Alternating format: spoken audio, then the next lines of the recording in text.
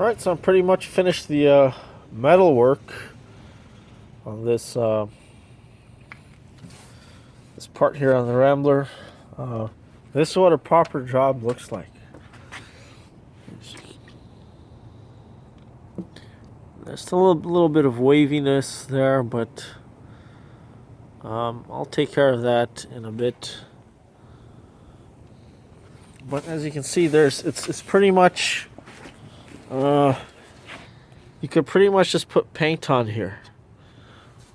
You know, you could ideally, I'd love to solder these little imperfections here, but body filler here is just fine, and it's solid.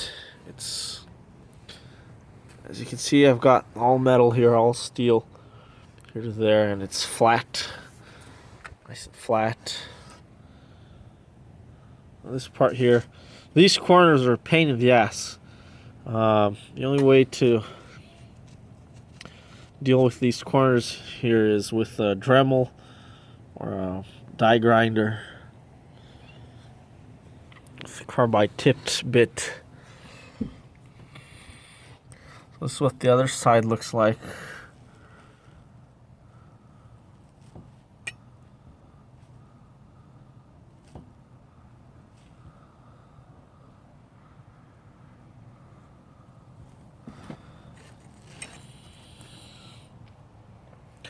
Just putting some polyurethane to seal those joints. There's still a bit of a hole over there, but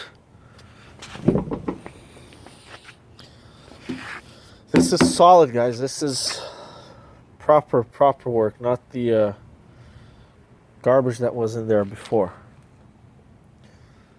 So at this point, it's too cold to a body filler, to apply body filler on it or paint it.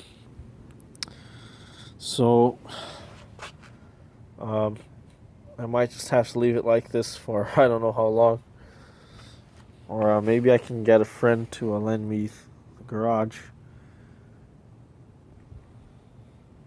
But you know, some rust on this, some surface rust is good, because paint will adhere better to surface rust. So some light surface rust here would be beneficial. But ideally, you'd get a sandblasting gun. I'd get a sandblasting gun, sandblast all this, and that creates porosity on the surface. Some minor porosity, and then the paint sticks to it really well. So right now it's just too smooth.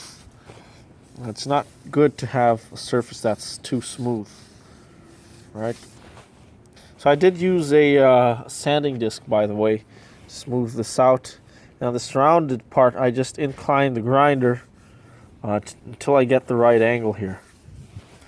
So yeah, I can see here there's a bit of waviness here, but you know, it'll all get fixed up once I get the body filler in. If I have to sand off some more metal here, some more steel, that's all right. But body filler here should just, or soldering, ideally soldering should fix this. But